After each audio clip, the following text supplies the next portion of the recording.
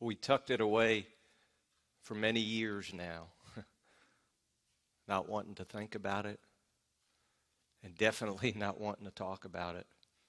But I could remember as if it was yesterday. There we were, the four of us. My wife and I and her parents. And we were just sitting there. We're sitting in a courtroom, believe it or not. And it was nobody else in the public seating. And I could remember when they brought him in, I just was fighting back the tears. His feet were shackled together, only allowing him to shuffle in. And his hands were cuffed. And if that wasn't enough, his handcuffs were tied to his foot cuff. And you would have thought they were bringing in a mass murderer. But it wasn't. It was my son. It was my son, my youngest son.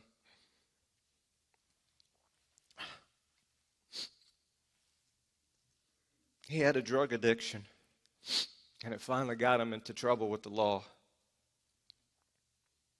Every negative thought possible went through my mind as a father. Boy, is this going to screw his life up? He's messed up. But I couldn't save him from the addiction. I know of one that could, but he just wouldn't allow him at the time. The prosecutor was a woman, and she was like dead set on just giving him the maximum sentence. She wanted to give him 7 to 10 years to begin with. I just thought, come on. The crime wasn't that bad. Come on, 7 to 10 years, you're going to mess this kid's life up. It's going to become a total wreck. She didn't know the young man we knew, one that sucked his thumb, one that was fun, loving, kind. He had an addiction. He couldn't make it through the addiction. He couldn't overcome the addiction, and it just drug him down. So we sat there and we listened to the prosecutor go through her rant.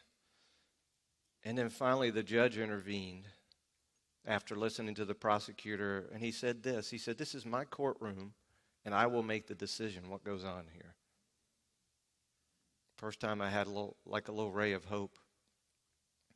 Being the only 4 people sitting in the courtroom, it was kind of the first thing in the morning, I believe. The judge noticed the 4 of us, and he confirmed with us that we were the parents and the grandparents of this young man that he was sentencing. And he looked over to I can remember him looking over to the prosecutor, and he said, "Listen," he said, "at this point in time when sentencing comes," he said, "nobody shows. I sentence them, we put them in jail, we put them in prison, and that's it. They're done for a while." And he said, "This speaks volumes to me, to see parents, and not only parents, but grandparents sitting here." The judge told the prosecutor that, and then the prosecutor became pretty much quiet. And then the judge asked someone that was seated and affiliated somehow with the court system, what kind of programs are there to rehabilitate people that have addictions? He knew this young man was just making wrong choices because of his drug addiction. And all of a sudden, it's like the whole air of things changed in the courtroom.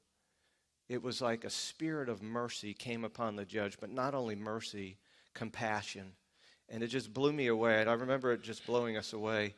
He asked about the programs, and someone from the system said, "There is a program out there." They said it's called RSAT, and it's for people who committed crimes that were associated with addictions. But the guy said, if you give them 7 to 10 years, this isn't going to work. It's only for people that are being sentenced 3 to 5 years. And I thought, 3 to 5 years? Come on. Then God floored us as we're sitting there. The judge just said, "Okay." He said his sentence will be between 3 and 5 years. That's what we're going to do. We're going to get this young man help. I never publicly shared this before because of the difficulty of it. Because of the shame and embarrassment that we were going through at the time. Last time I spoke 3 weeks ago, I told you there was an 11-year period in our life where things were just a mess. And this was part of it. This was definitely part of it. But I'm not alone. I know every one of us has a story of sin and failure in our life. Stories so deep, I mean, it just crushes you. It hurts you. And if I listened to your story, I'd probably weep as well, because I know how hurtful it is. But we serve a God that works all things together for good, don't we? Beyond a shadow of a doubt, God can take something that is so broken, so messed up, and bring something so great out of it. That's what he does in all of our lives. But we've got to be willing to allow him to mold and shape us. We've got to be willing to allow him to bring us through discipline. And that hurts. It's not easy. God can take you from this life of sin and bring you to a life of triumph in him if you just allow him. You know, as a father, I kind of caught a glimpse of what God felt when he watched the nation of Israel move from Egypt towards the promised land, and their continual sin and their continual failure. And like I said, it was only a glimpse, because nobody could feel the pain like God can feel. We can feel emotions, but it doesn't compare. God loves us so much. And he loves his children. He loves those that he calls his own so much. It's beyond even, words can't even describe it. But I feel like he gave me a glimpse of that for that time frame. Well, when I first started looking for what to speak about, God said, do the Torah Parsha. I just felt like I was supposed to do the Torah Parsha. So I looked into it, and the more I looked into it, God said, you need to give that testimony. And I'm like, why? I don't want to give that testimony. I'm ashamed. I'm embarrassed. I just feel like it was a horrible time in my life. I want to bury it. I don't want to talk about it again. But God said, share it. And I understand why now. Because Israel had some great failures. Israel had some great sin. But God's not done with her yet. That's the great thing. That's the glorious thing. When you look at God, he can take you when you're at your worst and bring you to the greatest in him. Not for your glory, not for your honor, but for his glory and for his honor and for his praise. That's the God we serve. Devarim is from the book of Deuteronomy. And it's from chapter 1, starting at verse 1, and it goes through chapter 3, verse 22. And the word Devarim is a plural noun that means words. That's all it means. It comes from the Hebrew root word devar, or as some people pronounce it, debar. Excuse me. It refers to the words that were spoken by Moshe, as we see in verse 1. He says, these are the words, these are the Devarim that Moshe spoke to all Israel on the far side of the Jordan River, in the desert, in the Arava, across from Suf, between Paran, Tophel, Lavan, Hazroth, and Dizahav. At the time Moshe was speaking these words, Israel was still outside of the promised land. They were on the east side of the Jordan River. Do we have a map for that? Yeah. You can see the Dead Sea up there on your upper right. They were somewhere just getting ready to enter in across the Jordan River, which is the top white line up there. And Moshe is giving Israel these words. He's recapping their journey from Egypt all the way to the promised land. And we know that there were 38 years from the time they were supposed to go in that they just wandered aimlessly. God wouldn't allow them to go in. And I believe at this time, Moshe is reminding Israel of their sin, of their failure. Why? Because when they get into the land, the last thing he wants them to do is to repeat this. Don't go back to your sin. Don't go back to your failures. God has so much of a blessing in front of you. So Deuteronomy 1, 3, and 4 says, on the first day of the 11th month of the 40th year, Moshe spoke to the people of Israel, reviewing everything Adonai had ordered him to tell them. This was after he had defeated Sihon, king of the Amorite, which are the Amorites, who lived in Heshbon, and Og, king of Bashan, who lived in Ashtaroth, which is at Edrei. Besides God's deliverance and his provision, you know and I know that there's one thing that clearly stands out in their journey, and that is their sin, and that is their failure. I don't know why we do that, but we see that in our lives. And we do that with people too. When we see someone that's walking a great walk with the Lord and they fall and they fail, the one thing that sticks out is their sin and their failure. There's nothing new under the sun. We do the same things. We make same mistakes. We fail others. We fail God. We fail ourselves. And we have the Ruach. We have the power of the Ruach within us. But yet we still do these things. But as a nation, their sin kept them wandering in this desert, aimlessly, in this pattern for 38 years. Until you deal with your sin, you're going to remain in a major storm in your life. Trust me. You're going to sit in this prison in your own life that you've created because you want to participate in that sin. And it's not easy. In the Brit Hadashah, the Apostle Shaul gives us a detailed list of Israel's sins and their failures that kept them as a generation from entering the Promised Land. 1 Corinthians 10, 6 through 11. It says, "Now these things took place as prefigurative historical events, warning us not to set our hearts on evil things as they did." He said, "Don't be idolaters as some of them were," as the Tanakh puts it. The people sat down to eat and drink. They got up to indulge in revelry. And let us not engage in sexual immorality as some of them did, with the consequence that in one day 23 people died. That's a small stadium of people watching a sporting event. And let us not put the Messiah to the test as some of them did and were destroyed by the seraphim nachashim, which are the fiery serpents. That's not a little snake. And don't grumble as some of them did and were destroyed by the destroying angel.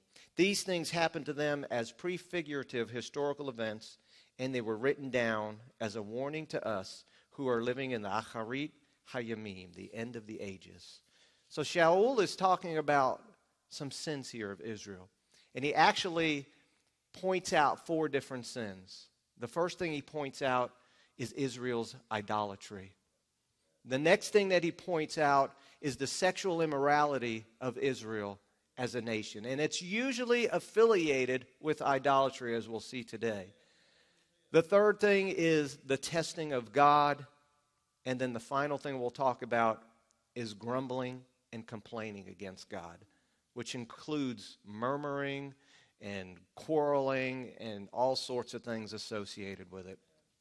But we don't do those things, right? Yeah. Bull crap, we don't do those things. Let's look at each sin in detail. Let's start with idolatry and sexual immorality. I believe it was a sin, when you think about it, that really plagued Israel from the beginning. When you think about where God chose Avram from, he was from the land of the Amorites, right? And God talks about the Amorites all throughout, how they're going to be wiped out, how they're going to be done away with. Abraham's father was what? He was an idol maker. He made these little household gods that people would keep, and whether it represented a relative of theirs that passed on, or whether it represented one of the gods, little gods, the Elohim, it was still another god.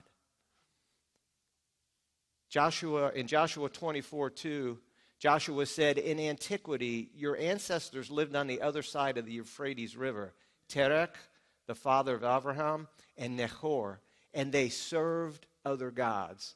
God didn't pick Avram because he came from a godly lineage. He took them out of the filth of that lineage, out of the Amorites, and brought him unto himself.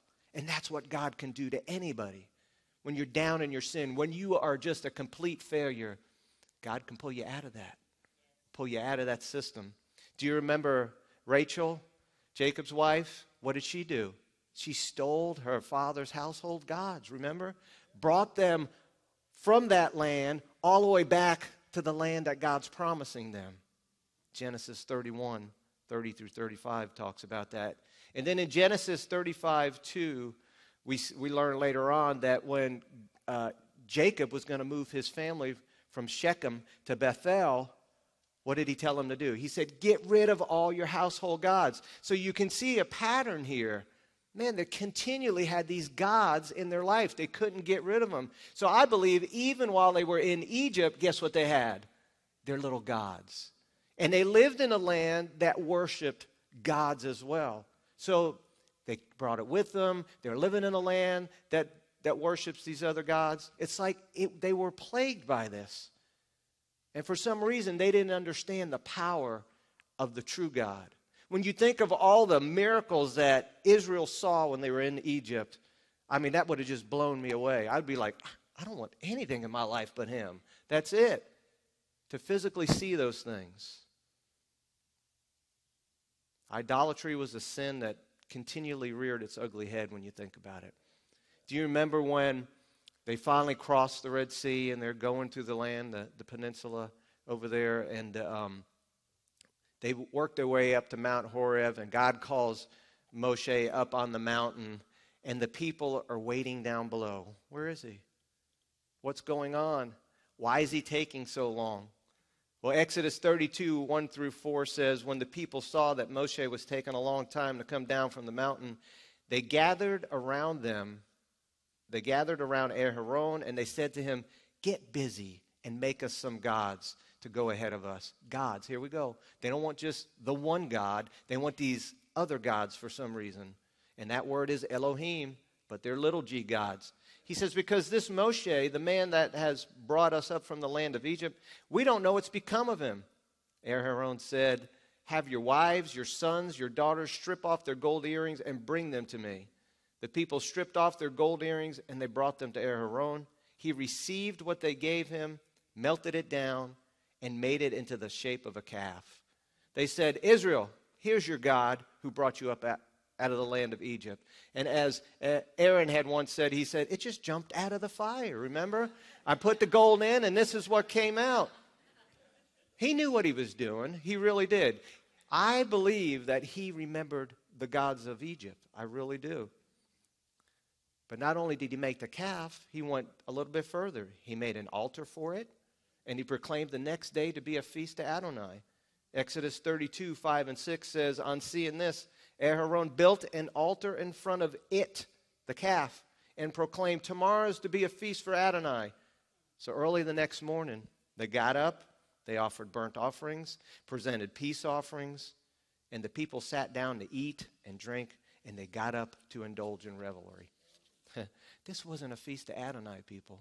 This was a feast to another God. And while they're doing this feast, they take it to the next level. They're idol worshiping, and then it turns into sexual immorality. The word actually, revelry, means to get up and play. And if you interpret that according to Scripture, they went out and they started behaving in a sexual manner among each other. I mean, they were having a literal orgy in front of this God. And it all began because they were worshiping another God.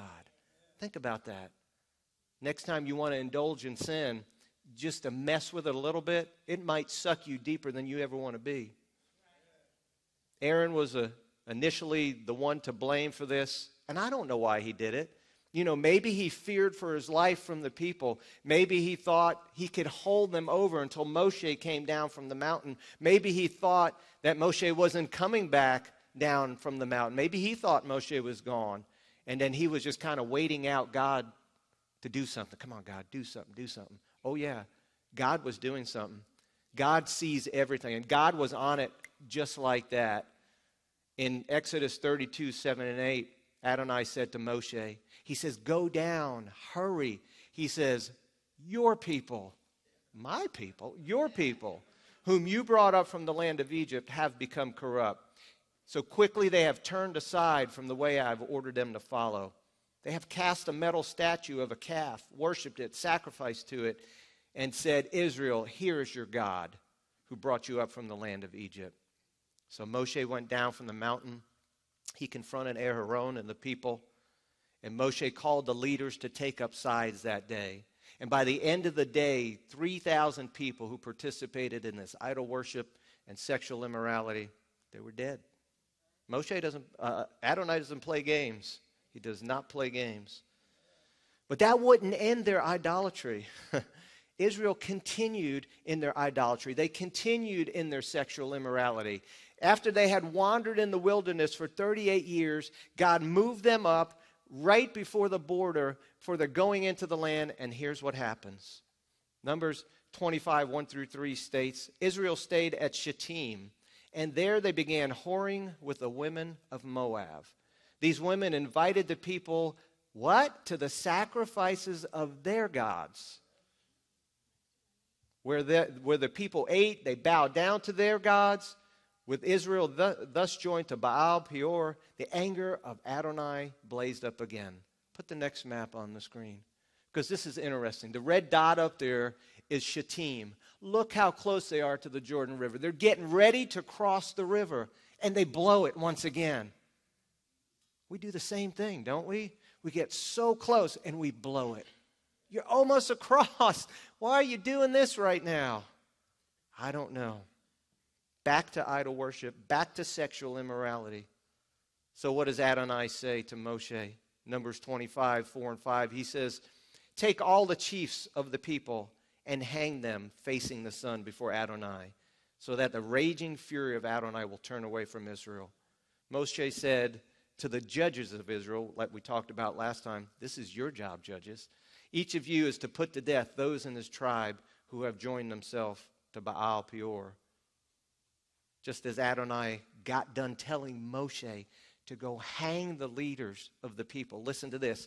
In the sight of Moshe and in the sight of the whole community, here comes a man of Israel. And what has he got with him? He's got a woman from Midian with him. Where's he going? He's taking her to his tent to have relations with her right in front of everybody. And then Phinehas gets up, who is the son of Eleazar, who is the son of Aharon, the Cohen, in the middle of the crowd, and he takes his spear with him.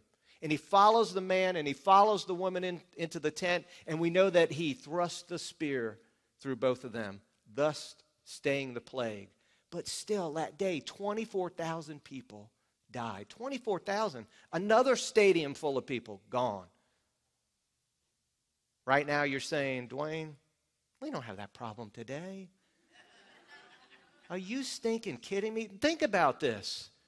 There is so much sexual immorality in our society and in this world, it's not even funny.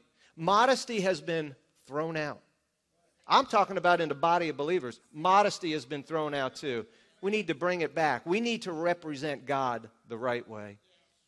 Everywhere you look, there's things out there that will entice you. It's hard to keep your mind on God. It's hard to keep your mind on the things of God. It's a difficult process.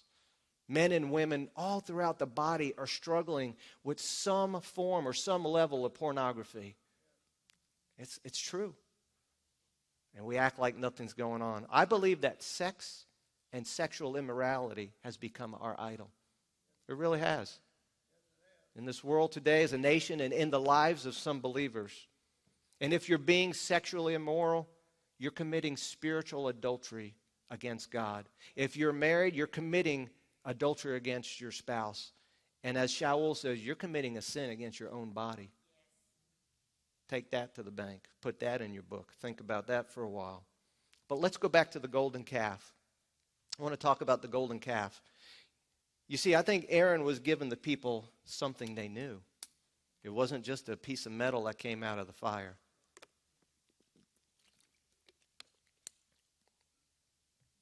The cow god of Egypt, I want to talk about that. The cow god of Egypt was originally Bat, B-A-T.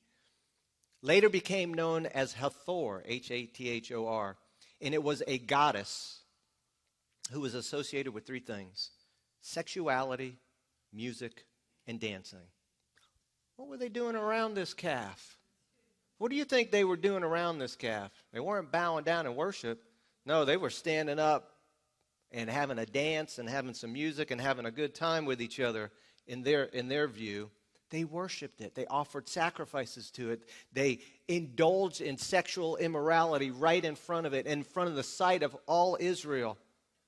They were giving Hathor or Bat, this calf goddess, her due, her worship.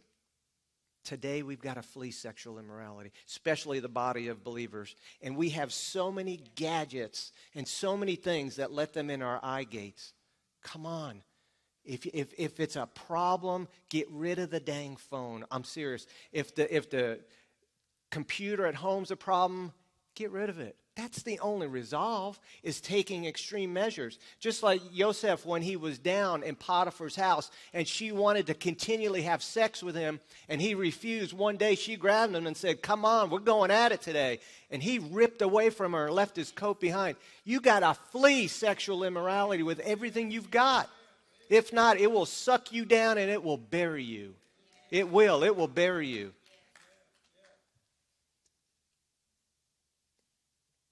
And if idolatry and sexual immorality weren't enough, Israel continued to hone some other skills we talked about here. Complaining and grumbling. When Pharaoh was in hot pursuit of Israel with well over 600 chariots and all his army, I'm one of those who believe, of course, that the crossing of the Red Sea was down at the bottom of the Sinai Peninsula. You can believe whatever you want.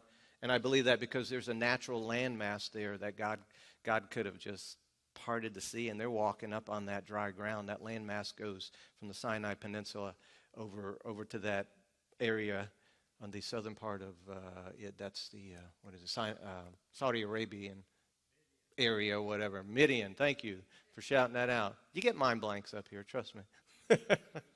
So anyway, I believe they crossed at the bottom there, and as they crossed, there was I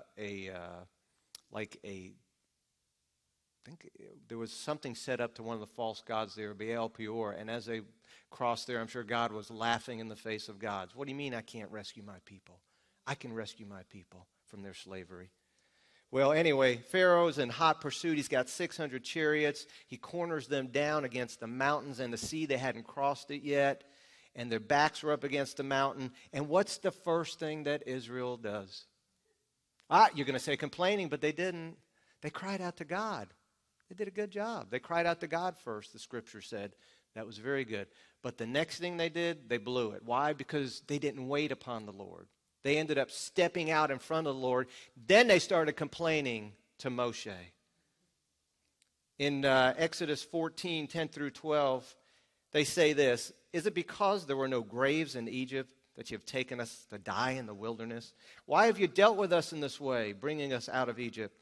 Is this not the word that we spoke to you in Egypt, saying, 'Leave us alone, that we may serve the Egyptians'? For it would have been better for us to serve the Egyptians than to die in the wilderness." I like how they blame Moshe for this, like he was the one that forced them to leave Egypt. If they wanted to be left alone, they could have been left alone. They could have stayed there themselves. They could have stayed and endured more punishment, more harsh treatment from the Egyptians, but they knew it would be better to leave the land. Did they really think that God and Moshe schemed this up together? Hey, let's get them out into the wilderness. Let's corner them between a mountain and a sea. They got nowhere to go, and let's watch them get just slaughtered.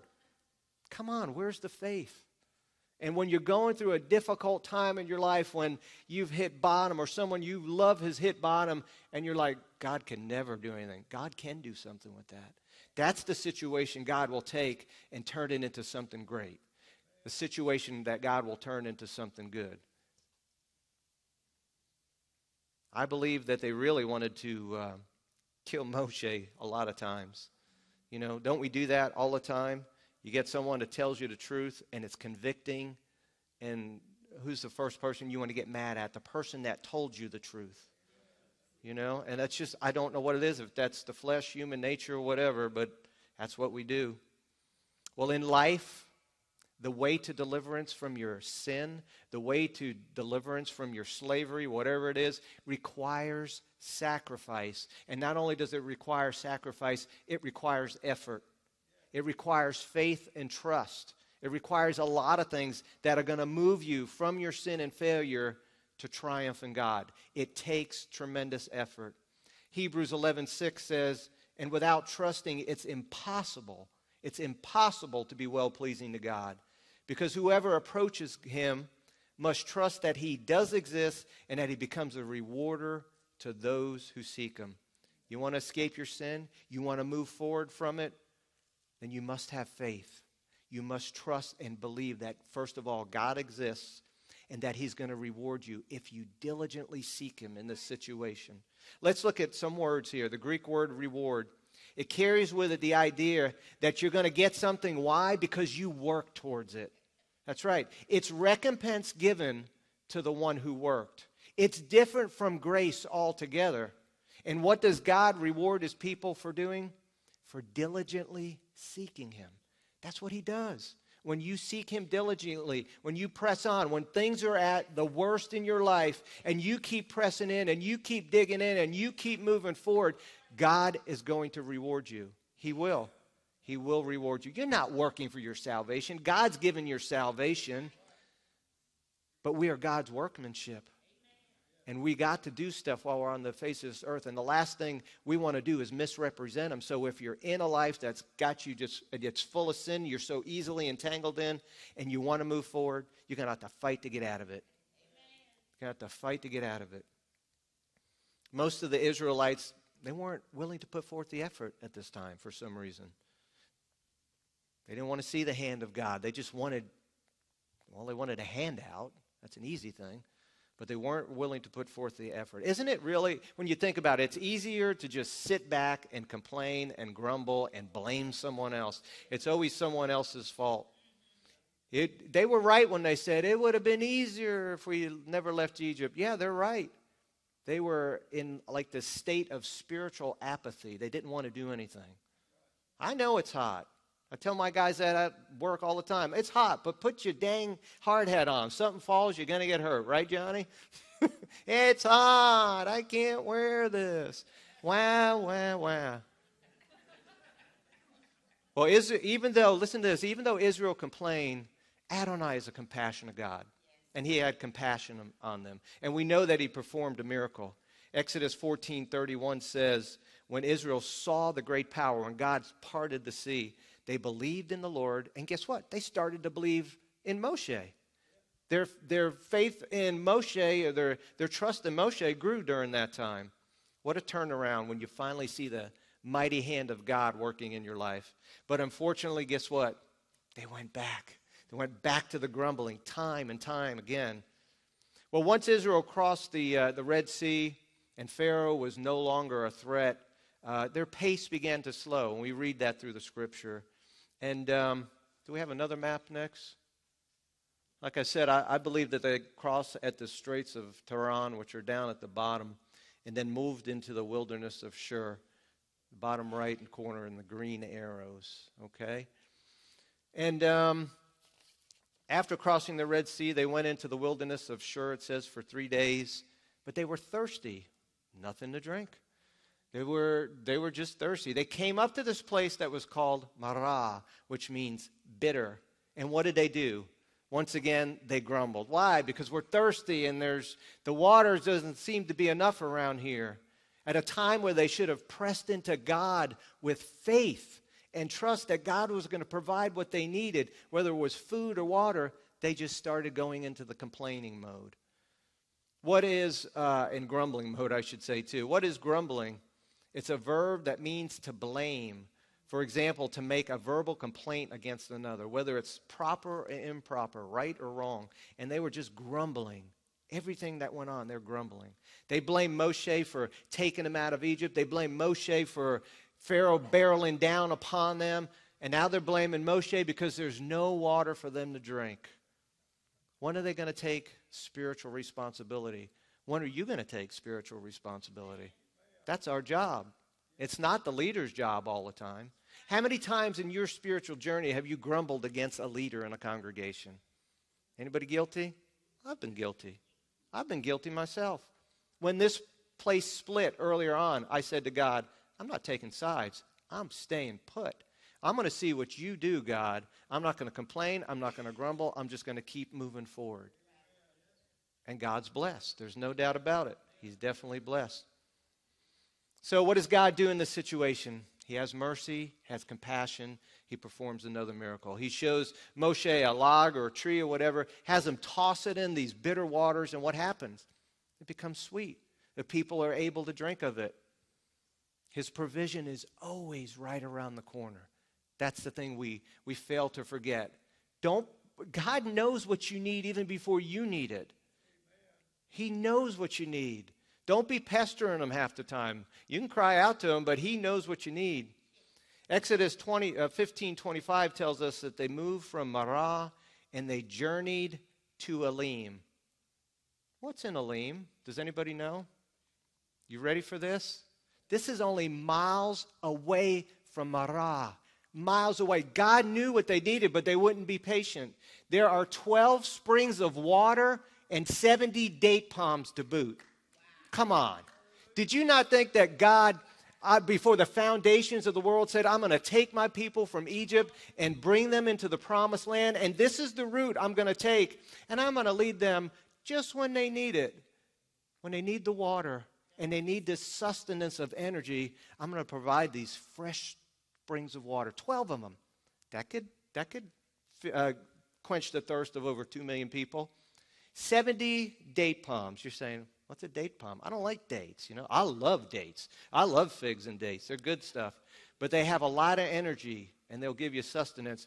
But you think about it. I did a little research, and a date palm in this area actually produces, don't fall out of your seat, and this is just an average, 250 pounds of fruit on one tree every time it produces. Multiply that times 70 trees. 17,500 pounds of fruit from these dates. Come on, God knew they were going to be there a couple more miles. They settled for something so less when you think about it, and a couple miles down the road, there's something great. God doesn't bless with the average either. That's something we have to keep in mind. Sometimes he blesses for twice as much. Sometimes it's fivefold. Sometimes it's tenfold. But God, when he blesses in abundance. They would have had enough dates to stuff in their pockets, to stuff in whatever, to take along the journey to the next point where they needed sustenance. And once again, God would have provided something there. That's what he does. But we don't want to wait for the Lord. We want to just run out ahead of him or start complaining, start grumbling. And he's saying, no, just hold on. I've got something for you if you just be patient. They settled for far less back at Marah when they could have had all this sustenance in Elim. We do the same thing. I know we do the same thing.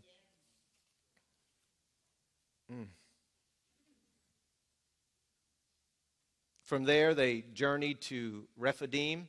Let's put the other map up. Wilderness of Shur, Marah, Elim is just past that somewhere. Rephidim is going up now. We're going up north. They journeyed to Rephidim, and they stayed between Rephidim and Mount Horeb.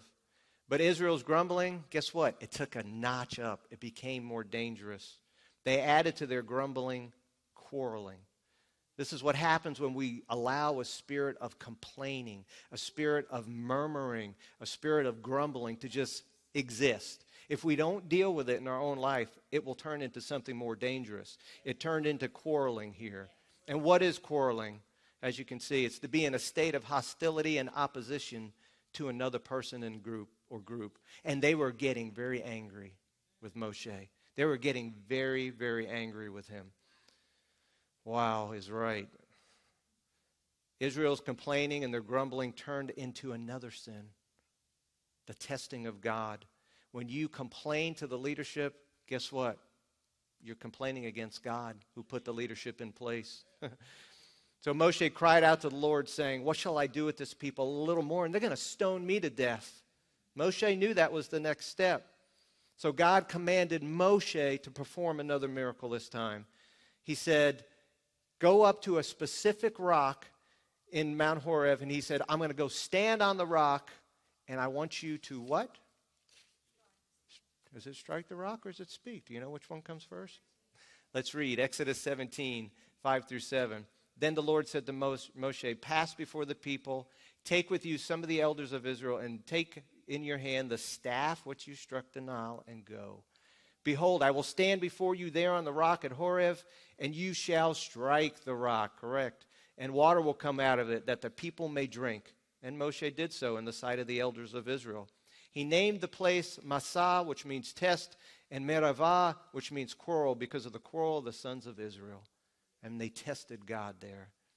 Then Israel left Mount Horeb, and they traveled north through the wilderness of Sinai and into the wilderness of Paran, Numbers 10:12 tells us. From there they camped at a place called Kibroth Hatta'avah. You know what that means? Graves of greediness. So I'm wondering what the next sin was. graves of greediness. Come on. And from there, they moved to Hazeroth, and they remained there a little while longer. Numbers 11:34 and 35 tell us. But guess what? The little grumbling, the little complaining became catchy.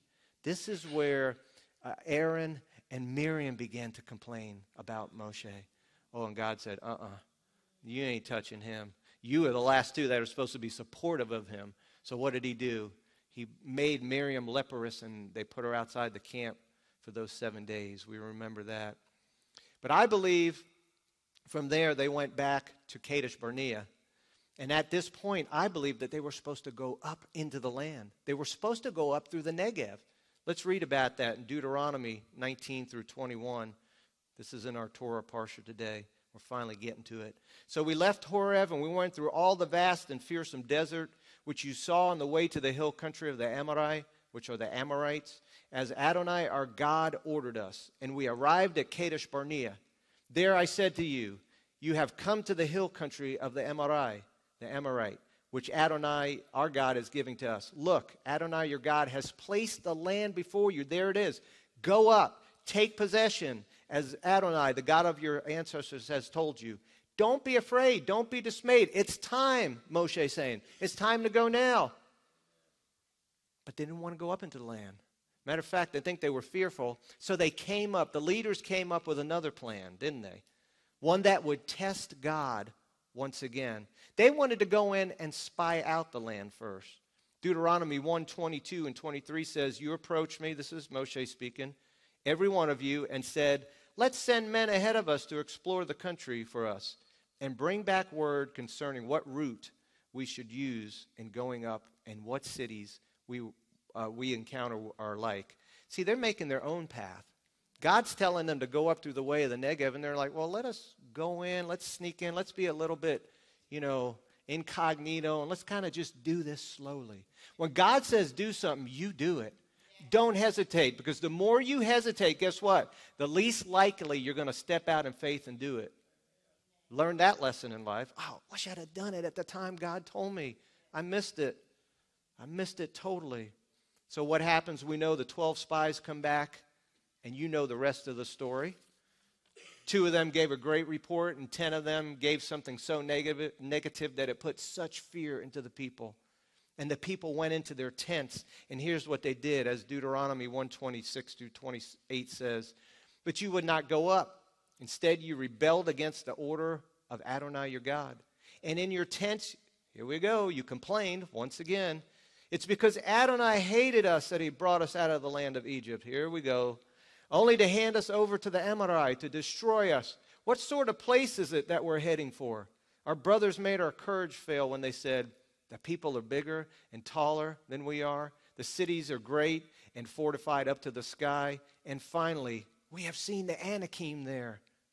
I had a big-mouthed guy when I was on a construction job many, many years ago. And what he didn't know is I did a little wrestling. And he had a bet on that he could take me down. And everybody started gathering around on the job. And I said, I'll have you down on the ground in 10 seconds. Now, I can't keep you down there. But I put him on the ground in 10 seconds. Why do big things make people fear? I don't know. Why do tremendous mountains in front of us make us fear? I don't know that, especially as believers. When we face difficult things, when we face mountains so high, we have a God that can obliterate them. We have a God that can move them. Where's our faith? Where's our trust? Where's their faith and trust? So what if these people were 9 foot tall? It doesn't matter. Some may be 13. It doesn't matter. God can obliterate anything before us. So Adonai became angry with them. And he said this in Deuteronomy 1:35 and 36. He says, not a single one of these people, this whole evil generation, will see the good land that I swore to give to their ancestors. Except Caleb. That's right. But we know Caleb's not going to be the only one. God had been tested by Israel for the last time. Numbers 14:22 and 23 tells us how many times they tested God. They pushed him to the limit. None of the people who saw my glory and the signs I did in Egypt and in the desert yet tested me these 10 times and didn't listen to my voice. They won't see the land I swore to their ancestors. None of those who treated me with contempt will see it. 10 times. What does it mean to treat someone with contempt? It means to not respect what they ask you to do. It means to willfully disobey what they're telling you to do. It means to openly disrespect them. And this is what Israel was doing to God in front of everybody. Adonai was so angry with Moshe as well. And he said, you're not going to go in as well. Why? Because the time I told you to speak to the rock, you struck it. And not only did you strike it, you struck it twice. He got so mad because of the people that it caused him to sin. Deuteronomy 1:37 through 39 says, also because of you, Adonai was angry with me and said, you too will not go in there. And here's the other person that gets to go in. Yehoshua, the son of Nun, your assistant, he'll go in there. So encourage him because he will enable the Israel to take possession of it. It was Yehoshua, Joshua, that was going to go instead of Moshe. That was it. God was done. Done with this generation because they tested him 10 times, because they were just treated him with contempt. They walked in the flesh, they grumbled, they complained, they worshiped other gods, they quarreled, they indulged in sexual immorality. I was just like, what's left to do to diss God? They did everything. God knew that their flesh had to die out. A portion of their flesh had to die out, just like it has to in our life as well. Moshe called the people burdensome, bothersome, and quarrelsome in Deuteronomy 1:12. Burdensome, bothersome, quarrelsome. The first BBQ, Johnny. We like to eat our brisket. And so what did it cost them? It cost them another 38 years of wandering in the wilderness, just like we do. When we wallow in the sin that so easily entangles us, God's going to say, you're just going to stay in that holding pattern for however long it takes you to wake up, to get out of that lifestyle, to get away from those things, to move forward. You're just going to stay there in that holding pattern until we repent of our sin, until we give God every bit of our life and entrust our life to him. We're going nowhere. We're going to be in that wilderness, just wandering around. Well, after 38 years, Adonai told Moshe, just like that, move out. It's time to move out. We're going to move forward. In Deuteronomy 2:14 through 18, he says, the time between our leaving Kadesh Barnea and our crossing the Vadi Zered was 38 years, until the whole generation of men capable of bearing arms had been eliminated from the camp. God was true to his promise. When he says something, he does it. And so that generation didn't go in. Moreover, Adonai's hand was against them to root them out of the camp until the last one was gone. And they were gone. So he says, today you're to cross over at Moab at Ar. Let's look at this last leg of Israel's journey, their journey from sin to triumph. They were first commanded to war against Sihon, the Amorite, king of Heshbon, to take possession of all his lands and all his cities. And God would go before them and put the fear of God in front of them so that it would drive these nations away, or they would just die in the battle somehow. They asked Sihon, first of all, words of peace to pass through his land. Now, when I read that, I thought, come on, you got to be kidding me. God just told you to go in and obliterate these people, and now you're asking for peace? They're coming up with another game plan. That's what we do as people for some reason.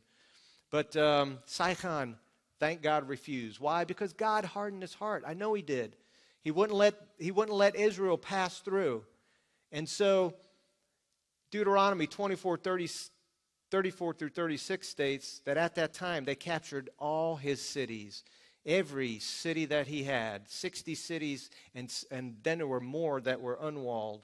He says, we took men, women, little ones. We just destroyed them all, as God said. From Aroer on the edge of the Arnon Valley and all the way up to Gilead, there was not one city too fortified for us to capture. And you can see the land there in the pink, almost in the dead center of the screen. That was the land of Sihon, the Amorite. And then he asked them to move forward, to go north into the land of Bashan, which is just north. And there was Og of Bashan there with all his people and his army. And what did they do there? They destroyed him, took all his cities as well. And as they're doing this, their trust and their faith in God is growing. They're stepping out in faith, believing that God's going before them, that God is warring the battle before them, and he's making this happen. And so they watched their lives go from sin to triumph in just a short period.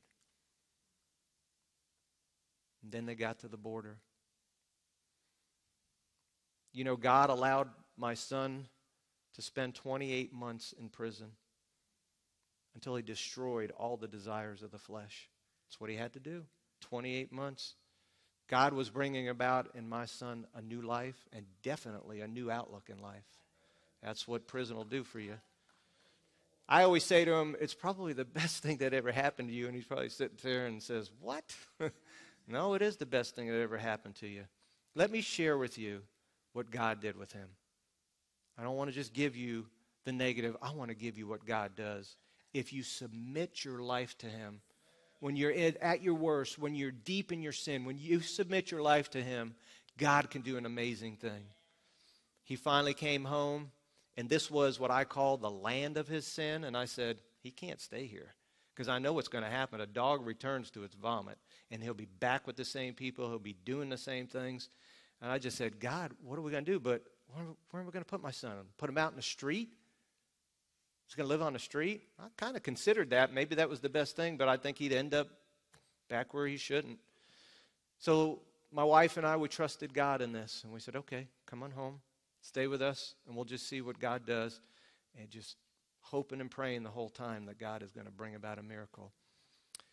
There was this couple that lived up in northeast Georgia in a little town called Mountain City. I don't know if you've ever been to Clayton, Georgia up there. If you go a little further north, there's a little town called Mountain City. And if you go a little further north, you're in North Carolina. And so they met our son when he was in a rehab facility up in that area. I think around Toccoa, I don't know what it is, but somewhere up in that area. And they, John and our son just hit it off. They were like two peas in a pod. I mean, every time I remember them together, they were laughing and joking and just having a good time. And for some reason, the Ruach moved upon them, and they said, listen, we know Brandon, from the rehab, but we'd like to make a little proposition. Let him come live with us. Well, I'm going to give John a little plug here. John owns that little downtown appliance refurbishing place. They're antiques. If you've ever walked through Clayton, you've seen it. And John's an elder at his congregation. And he said, let us take Brandon. He can live with us. And they did. They took him in. I think he had stayed with us a couple months, maybe through the year, and we brought him up the first of the year. I think he got out in October, and so he was up there in January, I think. And we watched this young man grow. They involved him in their congregation. He hooked up with a group of just guys that were so deep in the faith, and it was just like iron sharpening iron. I mean, it was amazing to watch, and more so amazing to listen to what God was doing in his life and the things that he was changing and the viewpoints that he was changing. They availed themselves with everything, and they treated him as, a father and mother would. Well, here's the outcome. Long story short, he's been married for almost 2 years. He lives with his beautiful wife in East Tennessee, and they both have great jobs. They bought a house just under a year ago together. They got married by the guy that took them in. And I know my son calls him his second father. And everybody says, are you jealous? And I'm like, no way. I did my job. John did his job. Kathy did her job. I'm grateful. I am so grateful to God for what he does. The people he puts in your path, the situations. But I say all this, and I tell you this story, because I look at Israel. And I looked at my son, and I said, you know what? When someone is willing to submit their life fully to God, doesn't matter what they've been through, God can take that life and make something great out of it. And I do want to say from here, thank you to all my friends and family that were here, that for the 11 years, I talked to you last time, I said I had an 11-year period, it was difficult. I just sat there a lot, did nothing, kept my mouth shut, but cried inside. Thank you for all your prayers for our family. I know we couldn't have made it. And I know there's people out there that prayed that I don't even know who you are. And I thank you because those prayers lifted us through and brought us to the other side, Mom and I, my wife. It's difficult. It's not easy. I know, especially if you got a loved one out there that's just in the life of sin or addiction, and you want them so desperately to be out of it. You know the good thing that God has for them if they'd only grab a hold of it. But I can't thank you enough. I'm indebted to so many people, but that's okay. That's what God does when we are at a point of failure, and we will subject our lives to Him. And my heart goes out to all the parents and people that are still, their children are still struggling with addictions. And so, I just want to commit to you today, if you have a child that is struggling in some way, please come and talk to me. I'll pray for them daily. I'll lift them up daily. As a matter of fact, during this time, well, I'll wait for that. Well, no, I'll share it. God wants me to share it now. During this time of struggle, God had me go to His Word, because His Word is just like an arsenal of weapons. And that's what it is. And He led me to 4 epistles that Shaul wrote. And I took those 4 epistles, and God started showing me, hey, there's prayers in here for what you want your children to become. And so I started looking at them, and I started seeing it. It was just like jumping out off the page at me. So I took those 4 epistles, and I made them into just a prayer list. And I left blanks there, and I would always just substitute everybody's name in the blank. I would pray for my kids every day. I would pray for other kids as well. And I saw God move mountains. So I entitled that, Prayers That Move Mountains, because I saw God move mountains during that time.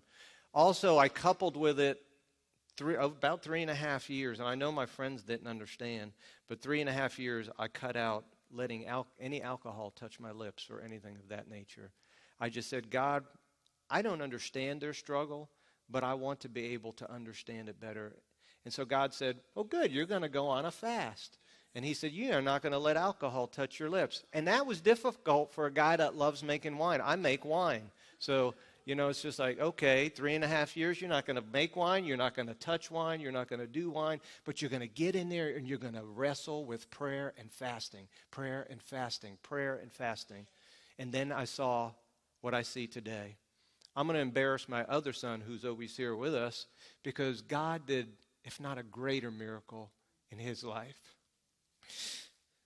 I just can't tell you how proud I am of you, because you were willing to submit your life to God. Ryan, I can't remember the night he came back to us in his young 30s, and he had been away, and I don't remember. Sometimes I think I kicked him out at 19, but he left. And he came back, and first thing I heard was, Dad and Mom sit on the couch. Okay. And the next thing I heard was like music to my ears. Everything you taught us was right. Everything. We are the ones that made the wrong choices. We are the ones that went down this path of sin and rebelliousness and whatever. And I remember that night so clearly, and I watched from that day, and it's been at least 4+ years he's been back. I just watched God take him and grow him into a godly man. And if you ever get a chance to talk with him, he'll just blow you away. He goes downtown and gives his fancy clothes and shoes away to people, and he's just crazy for the Lord and does crazy things. But that's what God can do with a life that's totally submitted. Totally submitted. You've got to get out of your sin, get out of your slavery, leave it behind. You want to be used by God, submit yourself fully to God, and He'll use you. God can turn anything around. He really can. Those prayers that I made will be out at the Welcome Center, right, Roxanne? When you leave, grab your copy. I mean, they're good for any addiction anybody's struggling with, whether they're struggling with a sexual addiction or a drug addiction or anything. Please take it. Insert that name. Pray daily for those people. Take a book at a time. Galatians, Ephesians, Philippians, and Colossians. The prayers are already made up for you. It's a simple thing. But, we're at a time, and I don't think it's coincidence that God had this message come together at this time. Tonight at sundown begins a fast to commemorate something known as Tisha B'Av, or the 9th of Av. And it's a time to remember all the tragedies that have come against Israel on the 9th of Av, which in large part are a result of their sin, just like us. Tragedies happen as a result of our own sin. According to the Mishnah, there were actually 5 specific sorrowful events that occurred on the 9th of Av. And maybe you're not aware of this, and this is why they fast. And one of them has to do with what we talked about today, when the 12 spies went into the land and they came back and they got this bad report from 10 of them, and they went into their tents and they complained and they grumbled and they cried. And the Midrash quotes God as saying this. He says, "You cried before me pointlessly." Why? Because they were supposed to go up into the land. They were supposed to do what God said. "You cried before me pointlessly, so I will fix for you this day as a day of crying for the generations to come." Jews believe that because of this, future misfortunes were also going to happen on this day, and they did. The second event occurred in 587 BC, when the first temple that was built by King Shlomo was destroyed by Nebuchadnezzar. The people were taken and deported to the land of Babylon, where they remained for 70 years. According to God's word in 2 Kings 25:8, Nebuchadnezzar came to Jerusalem on the 7th of Av. Jeremiah states in 52:12 that the temple was finally burned by the 10th of Av. So there was destruction going on the 9th of Av. The third event that was recorded on the 9th of Av is the destruction of the temple that was built under the leadership of Ezra and Nehemiah when they returned from Babylon. And this happened in 70 AD, scattering the Jews to the nations. The fourth event that is tied into the 9th of Av is the destruction of the city of Batar when the Romans came to squash the Bar Kokhba revolt in 135 AD, killing some 580,000 Jews or better. And then the final event is recorded around the 9th of Av is the plowing under of the Jewish temple and its sites as well. When you think about it, this is hard. This is difficult, what they're going through. But I know where my sin has put me at one point in life. But I know that when we're in the darkest place, guess what? That little bit of light that shines, that little bit of hope that we see will be there. So where there's total darkness, there's hope there. There's a way out of it. You don't have to keep wandering in the wilderness of your sin. You don't have to keep playing with these things. Get on your face. Repent to God. Then get out there and do totally opposite. Whatever is keeping you in your sin, get rid of it. If it's affiliations with people, if it's gadgets like the phone, the computer, or the TV, get rid of it. When that Victoria's Secret catalog comes to the house, guys, take the sucker, don't even look, just stick it in the trash and shut the lid. I'm telling you, man, that's how drastic of a measure you have to take to overcome things. That's what you got to do. So as we go from here today on this era of Tisha B'Av, we need to first and foremost remember our Jewish brothers and sisters, all that they've been through, all that they're going to go through that lies ahead. A tremendous time of difficulty lies ahead for them. We need to be praying for them. We need to be praying that their eyes would be open to their Messiah. We need to pray for the peace of Jerusalem, no doubt. We need to pray for those that are struggling with whatever in their life. And we know that day's coming when Messiah will return. He's going to set up his kingdom here on the earth. He's going to rule. He's going to reign in righteousness. It's going to be truth, justice, and righteousness that will reign on this earth. And all this garbage that you see today, it's going away. It's going away. So why don't you stand, grab a hand, and let's leave this place with a blessing from the Lord.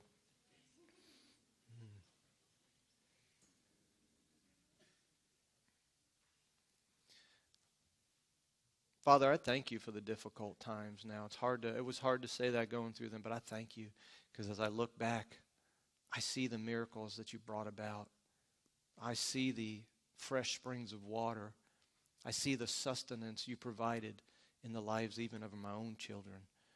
Father, that they were willing enough to put their lives behind them and reach out to you and press into you. And now they're experiencing such victory.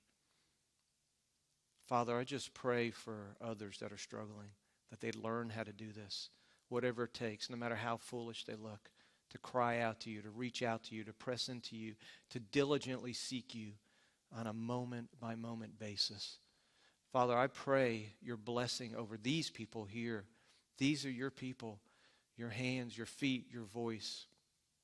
And Lord, I ask that you will just invoke your holy, precious name over each one. Let it rest upon them like the fires of your Ruach rest upon us as well. That we would go out from here and represent you in everything we think, say, and do. Now may the Lord bless each one of you. May the Lord keep you and cause his face to shine upon you. Let his favor be upon you. May he lift up his countenance upon you each day, and may he give you his peace.